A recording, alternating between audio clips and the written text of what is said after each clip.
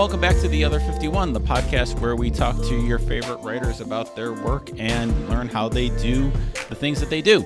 I am Brian Moritz, your host. Thanks for joining me wherever you're listening to this podcast. And thank you to our guest this month. He is an author. He works in book publishing. He just published his second book, Moses and the Doctor, Two Men, One Championship, and the Birth of Modern Basketball. We followed each other kind of in the same worlds on social for a long time, so I'm very happy to finally get to Luke Epplin. Welcome to the show.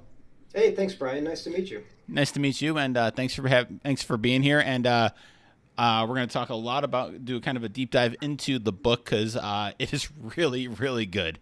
And I'm not just saying, it always feels weird to say that because it feels like I'm saying that because you're on the podcast, but no, it is a very, very fun book. If you're a basketball person, you'll learn a lot. I learned a lot from it.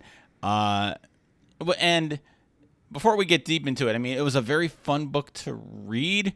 As much as a book can be fun to write and report, was it a fun one to do? Well, I'll compare it to my experience from my first book. My first book is called Our Team. It was about integration. It had a lot to do with Jim Crow and segregation and World War II and a lot of heavy topics. And I found that to be more challenging. And I think that book also reads pretty swiftly, but that was a tough one. I always thought that Our Team was a meal and Moses and the Doctor was more like a souffle.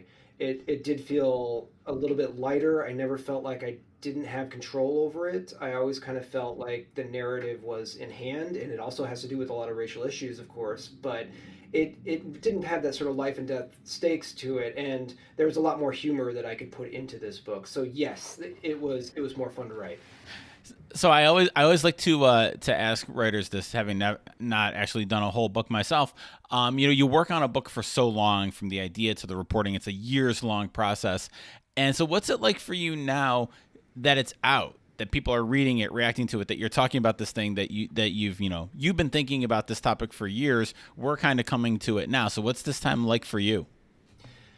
Well, I'm sure that your readers or your listeners know this already, but the book production process is extremely long. And so I finished writing this book in December of 2024. Oh, wow. And, you go through editing. So I say that we finished wrapping that up in May 2025. And then it just kind of, you have another 7 to 8 months there before the book actually comes out. And so by the time it does come out, there is a sort of anticlimactic feel because you've already finished the narrative, and if you're like me, you've moved on to your next topic, and you're kind of a little bit out of it, is to the extent where you have to go back when you get the finished books and sort of reread it almost to make sure that you're familiar with the points of it. So yeah, it's not that sort of feeling that you have where it's like euphoria. It's more of just sort of like, oh, okay, it's out now.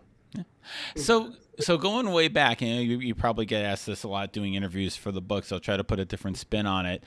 Do you remember, not just when you kind of coming up with the idea for this book, and just to summarize, the book is the story of basically the 1983 76ers championship team and Dr. J and Moses Malone and their kind of rise and coming together and what it meant for basketball and that narrative. Not only when you remembered kind of that this is an idea for a book, but that kind of like that aha moment of like, okay, yes, this is my next book. This is what I want to do. Do you remember when that came to you? Yes, and I think this will get into how I approach finding topics and how I know that there's a book. Whenever I was doing my first book, Our Team, I'm a failed novelist. That's how I started. That's how I trained. I was never a journalist. I've never worked in a magazine or anything like that. And so I approach these things almost novelistically. I start with character. I knew in my first book that there was this character named Bill Veeck. He was a very colorful owner who did all these wild stunts, and he also integrated the Cleveland Indians. And from there, I went and found the other characters, Larry Doby, Satchel Paige, Bob Feller, and I kind of traced them as a way of looking at integration. I love that idea of two leagues coming together and the friction and tension that can cause. And in that case, it was the Negro leagues and the major leagues coming together. And basketball is my favorite sport. And so while I was writing that book, I thought to myself, is there something similar that happened in basketball where you had two different styles of play, two ideological, forms of being, two different leagues, that sort of thing coming together. And of course, it was when the American Basketball Association, the ABA, merged with the National Basketball Association, the NBA. And that's where I was like, well, I need a character to fill this out. And there's no better character than Julius Erving. He represented the ABA. He looked like the ABA. He played like the ABA. Everything within him spoke of the ABA. But I still didn't quite think I had a book there. I needed something else. And it wasn't really, I didn't come across Moses Malone right away. Um, the moment I knew I had a book was I started with Erving. What can I do with Julius Erving?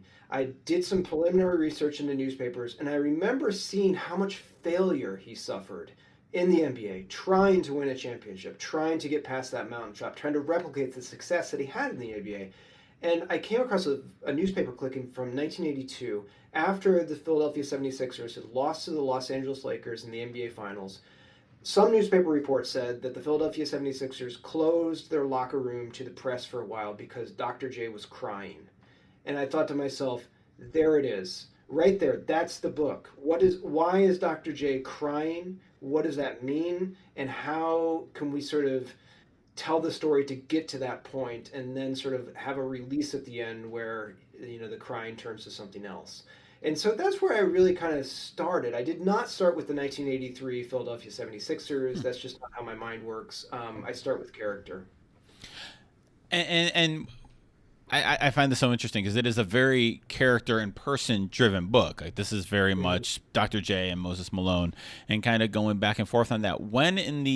So you get to Dr. J, that's the moment. When did Moses Malone kind of come in as the second lead or the co-lead of this story, so to speak? It really wasn't until Dr. J and Moses Malone comes together that they form that super team that goes on to rampage through the finals. And I had never really thought about Moses Malone. I always thought of him as kind of the silent superstar, kind of unflashy. I can't say that I really have watched any highlights of him or knew anything about him. But the more that I started reading about that team and the more that I started paying attention to Malone, I started to think of him as the antithesis of everything that Julius Erving stood for, not only on the court, but off the court. The way that, like, Julius Erving was an artist, Moses Malone was a laborer. Julius Erving talked to everybody, signed every autograph. Moses Malone did neither of those things. And so I thought that you could really put these two together and in tension with each other and really spark something interesting. And it really helped that they both started in the ABA, which, was a big part of the book. And I also thought it was really interesting that when they did come together on the Sixers, these two men who could literally not be more opposite each other, they were just oil and water, whatever cliche you want to put in there. They locked into place at once. It was almost like because they had so little overlap, they were able to come together and not feel like there was ego or stepping on each other's toes or whatever, because they did something totally different. And so it just was a seamless matchup right from the start. And so I was like, okay, that's it. There's the story. And I knew that was going to be challenging because Moses Malone, as I said, very rarely talked. And so I was like, I know I can do the Dr. J stuff. Can I write the Moses Malone stuff? And I want to stay on the character theme because I find it really interesting. One of the things that jumped out at me when I was reading the book and kind of being around basketball as much as I have been in my life, Dr. J and Moses Malone, those are two they are revered figures, and they're almost like mythical figures, and you kind of get at it in the book. It's kind of before the big TV contracts. That's kind of before, in the middle of the Larry Bird, before Jordan and that whole kind of resurgence. Yeah. But they are in a sense just these mythic figures that you hear the old heads talk about, and they're just in awe of them. So I'm curious, and you did a great job with this in the book, but how did you kind of handle that as a writer, that these are these kind of larger than life figures, Moses Malone almost literally larger than life, humanizing them, but also kind of making them not just these mythic figures, but the people that they were too? Well, that's like a two-part thing. The ABA had no television contract, and so there's very little footage of it. There's actually a documentary that just came out that collects more footage than I've ever seen, which is really amazing. But for the most part, the average person would not have seen these figures in the ABA, and that allowed these individuals that played there, particularly Julius Erving, to take on larger than life form because they were not seen, they were talked about. And that made them literally legends. Like we don't really have legends anymore because everything is just shown nightly. And so it's very hard to be a legend if you don't spin oral mythology. And so the sort of trick with the book is to convey that larger than lifeness as it was experienced at the time. And so that is like, what did these two men have that, would make them legends? And to really sort of lean into how people, would have seen these people and how that led into legends. And while at the same time, then trying to peel that back a little bit and seeing the way that these two individuals were negotiating their playing style, their off-court style, that sort of stuff. I mean, Julius Erving, for just to give one example, I mean, the thing that I found the most fascinating about him is that he's not one person. He is two different people, and these are very distinct individuals. On the court, he is Dr. J. That is a fearless individual. That is an improviser. His creativity kind of knows no bounds. He spoke of himself as an artist, and he really carried himself on the court in terms of artistry. Off the court, he was Julius Erving. And Julius Erving was almost like a conservative man. He was very sort of well-spoken, eloquent, into business, talking to reporters, doing all these sorts of things. And so to really get at the sort of like, to break down the legend of Dr. J, you need to sort of focus on these two specifically, but more so on the Julius Erving one. How was Julius Erving sort of negotiating these two figures, and how was he trying to, you know, in that way sort of speak to two different audiences, both black audiences that thrilled to the way that he was playing on the court, and white audiences that felt sort of unthreatened by his sort of accommodating and genial mood off of it. And so yeah, it was really sort of looking at the way that they presented themselves, or didn't in Moses Malone's case. Mm-hmm. So kind of getting back to more nuts and bolts. So you kind of once you kind of lock in on the idea of what the book is going to be, what are your next steps? Like, what do you start doing? How do you kind of start researching, reporting this book? What's that process look like for you, for this one at least? Well, as you know, you have to write a proposal, and so I did end up using that moment where Dr. J cries in the locker room in 1982 as the chapter that I included in my proposal. It's odd because that chapter has no Moses Malone in it whatsoever, but I just really wanted to convey to whoever buys the book that like this is going to be a character book. It's not going to be like we're not going to go through every member of the 1983 Philadelphia 76ers and sort of tell their backstories and whatnot. It's really going to be a journey through these two individuals. And then what I like to do is start with newspaper research. You kind of go deep into the archives. Philadelphia at that time had 4 different newspapers. You want to sort of hit all of them and go from in my case, that would be 1976 to 1983.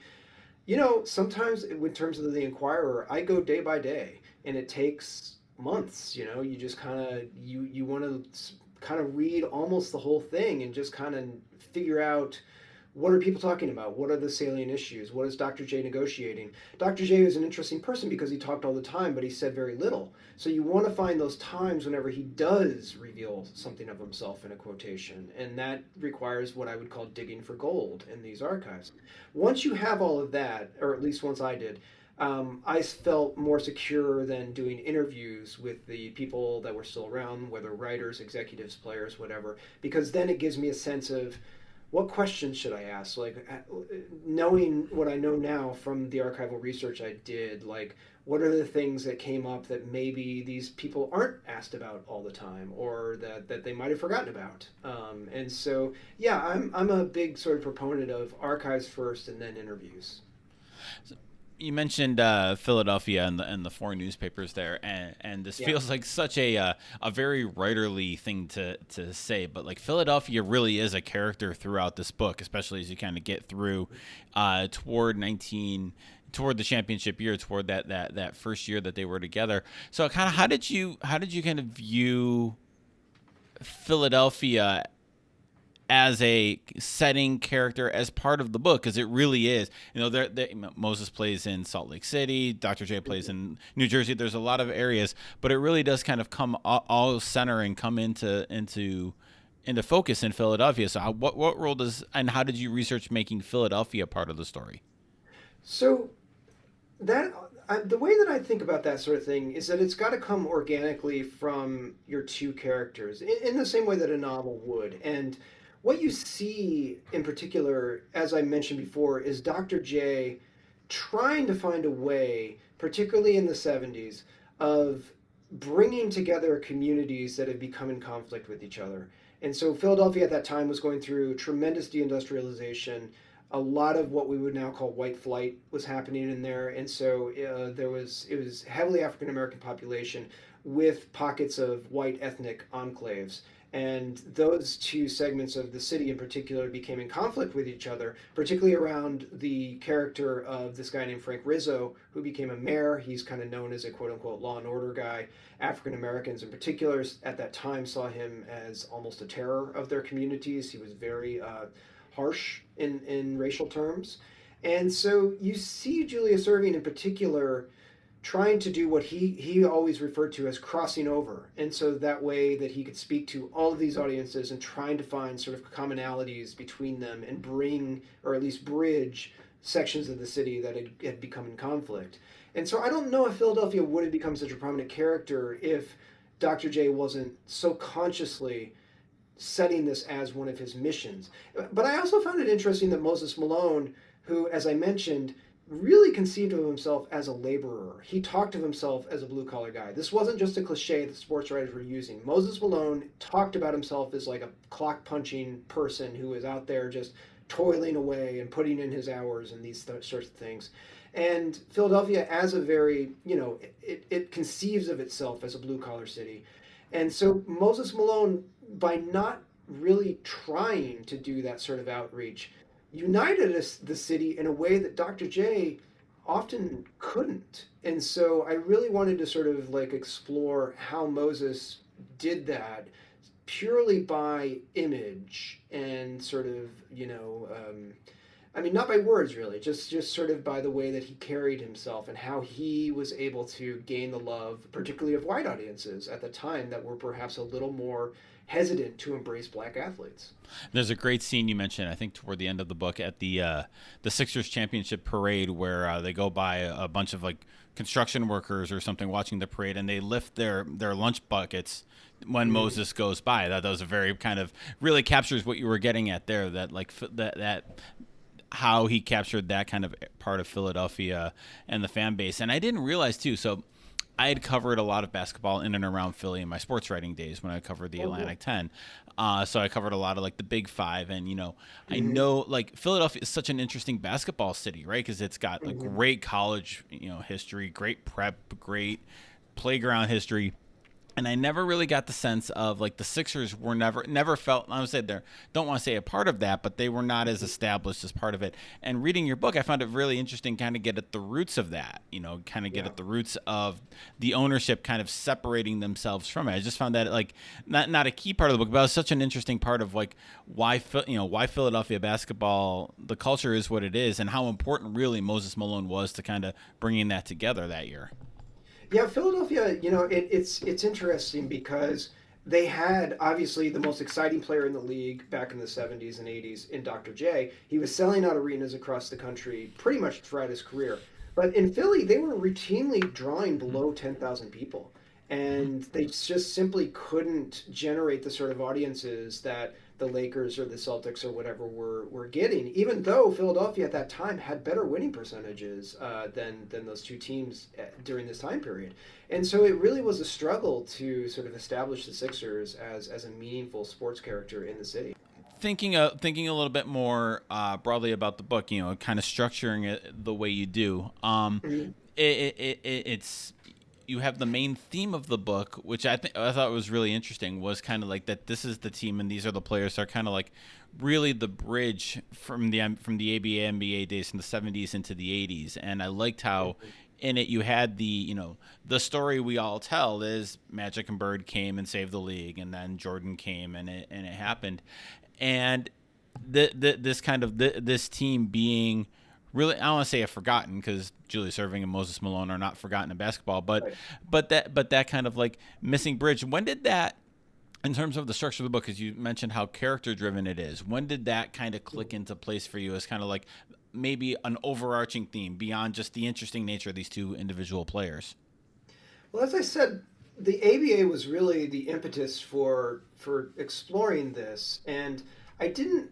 What I didn't know going in to the book was that the ABA died in 1976, or at least it merged. Some of the teams merged into the NBA, but it didn't quite die there. Like the Sixers became the ABA stand-in, basically. And that didn't really become apparent until I started researching the finals between the Sixers and the Portland Trailblazers in 1977. This was Julius Erving's first year in the league. He comes onto a team that's loaded with talent, but plays a more sort of playground, street ball style of basketball, has a wide range of talents, but tremendous ego on that team that ultimately kind of proves to be their downfall against a team led by Bill Walton, a white center, and by Dr. Jack Ramsey, a sort of, down by the rule book sort of coach, has this giant playbook. He really expects the players to follow his commands. And so that's a very symbolic finals that sort of took on the heft of NBA versus ABA, black versus white, all these sorts of things. And people talked about it in apocalyptic terms. That, like, if the Trailblazers lost, that was it. It was just going to be playground from here on out. And so Julius Erving, even though he does have this very genial sort of figure, got saddled with the baggage of the ABA when he was coming into the league, and because he constantly played with ABA superstars, whether Bobby Jones or George McGinnis or Caldwell Jones or Moses Malone, of course. The Sixers were considered to be the ABA team, and the fact that they kept falling short against the Lakers and the Celtics and all that really reinforced this idea that the ABA was the lesser of the leagues. And so by the time Erving gets to the 1983 NBA Finals, he has so much stuff weighing him down. He needs this, not only for his own legacy, but as almost like redemption for the ABA. And that finals, the Lakers carry nobody from the ABA. And so it really is the last time the NBA and the ABA go head to head. So that did not come out until I was really kind of deep into the research and was thinking about the way that Erving's legacy was being talked about and shaped, and how he couldn't escape not only race, but the sort of ABA baggage. So you mentioned earlier a few times that this is your second book. What lessons did you learn writing the first one that kind of helped you navigate this one? So the first book, Our Team, I wrote about 190,000 words, which for people that don't know would equate to about a 500 to 600 page book. It was way overwritten, and I really did have to figure out how to cull what was inessential and to summarize things in a much more succinct way. Figure out who your characters are, focus on the characters, bring in the other characters as needed. Like, you don't need to bring in Andrew Toney, this wonderful player on the 76ers, until he literally shows up on the thing. And that could be 180 pages into the book. It's okay. People come on stage whenever needed. And if you don't mention some of the people on the team, then that's it. They're just not part of the narrative you're telling. And so I think that's the biggest sort of thing that I learned, is that you have to figure out what the book is, what narrative you want to tell, and stick to that. Don't sort of be like, well, people that love this team are going to want to know more about Clint Richardson or some random person on the bench. It's just like, no, this is a book about Julius Erving and Moses Malone. Have that be the narrative driving engine. And you mentioned earlier, your words, failed novelist. I would never call anybody a failed novelist, but you said that. How did that train? And you said you trained for that. So how did your kind of fiction training, and not just this book, but all of the sports writing you've been doing over your career? How does that training and that world that you learned in influence and impact how you write and report in the nonfiction world? Oh, tremendously. I guess two different sorts of things in terms of this book in particular is that pace is extremely important to me. I think that novels, you constantly have to think about voice and pace, and I wanted this book to move very quickly and to kind of just rush rush the readers along. I want people to feel that sort of excitement and to want to sort of keep winning, to keep reading. And so, yeah, I think that like I have this sort of obsession. Like sometimes I'll be reading something on my own and I'll be snapping my fingers, being like faster, faster, faster. And so then it's just got to get going. But then the other thing that I think really helped me is that, like a novelist, I think in terms of scene. And so I'm constantly thinking, or at least trying to find either in what people are telling me or in what I'm looking at in the archives, like what is a good setting? Like if I want to sort of like, if I want to get into, this 1977 NBA Finals with the Sixers and the Trailblazers, I can't just be like, game one was scheduled for. No, start in scene. Come at some sort of thing. They're on the practice court. The Sixers are goofing around. The Trailblazers are running it like a military drill. Like visualize it. Have the sort of people see it. And so I really do feel like, at least as much as I can, I try to move the reader along from scene to scene to scene to scene. So as a writer, I'm curious on the pacing thing. So what are some of the things you do to keep it moving, but get the pacing right? Because every book is different, every story has a different pace. But what are some of the ways, if you're looking to pick up the pace as a writer or as a reader, what are you looking for? How do you do that in a way that serves the story and keeps things moving in a positive way? I tend to sort of write more staccato sentences here and there, that can break up. I wouldn't say that my sentence style is necessarily long. They can be, but I tend to sort of like make the sentences a little bit more declarative than perhaps certain nonfiction people do. I have a lot of dialogue that I include in the book, and yeah, I think that one of the challenges of being a nonfiction writer is that you do have to put in so much context. You have to put in what the NBA was like in the 1970s, what the ABA was like in the 1970s, what the NBA was like before then. There's so much that you need to set up for the reader, and that's where you really kind of get bogged down. If they feel like you're just giving them a history lesson or dumping your notebook or something like that, that can be really deadening to a reader. And so you want to make sure that you insert all of that information, not in one huge 5-page chunk that's just going to like bar them down, but just where relevant to the story. See if there's a way that you can put that while still in scene. If you need to break it up, that's okay. I mean, I don't really get to the history of Philadelphia basketball until chapter like 11 or Yeah. something like that. I think that you could have put that way earlier in the novel in the book, but I just felt like it was gonna just totally slow it down. But here, where the Sixers are playing the Celtics, that's where the history is colliding with the natural way that the narrative was unfolding. And so then I thought you could sort of put it there, find characters within there. I told that sort of story through Wilt Chamberlain and Bill Russell. Like find other people that you can do rather than just being like Philadelphia 76ers were founded in 17 or 18 whatever, yeah. So yeah, just try to make it organic if you can. So we as we come to the close here, I always end with one of the same questions because I believe to be a good reader is to be a good writer is to be a good reader, and to read good stuff is important. So I ask every guest, and I'll ask you, what's the best thing you've read lately? Well, I guess this will be my sort of novelist thing, but I just finished Ian McEwan's latest book. I think it's called, is it called All You Can See or All You Can Tell, something like that.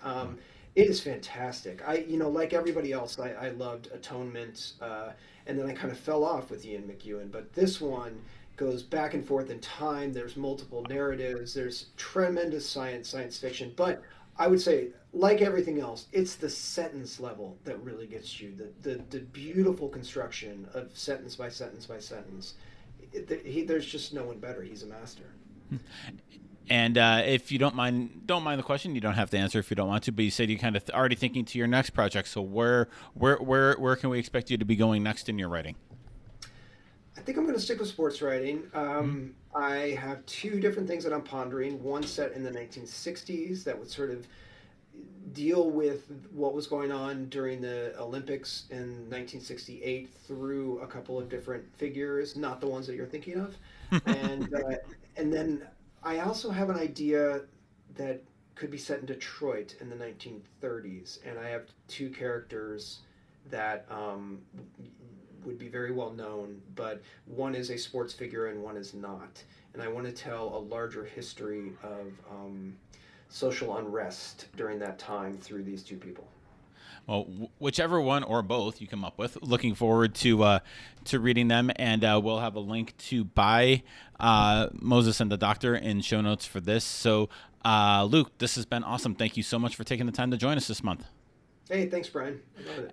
And thank you all for listening. This has been The Other 51. We do this every month. You can get us wherever you get your fine podcasts. Jen Moritz is our graphic designer. Ellie Moritz wrote our theme music. I'm Brian, and I will talk to you next time.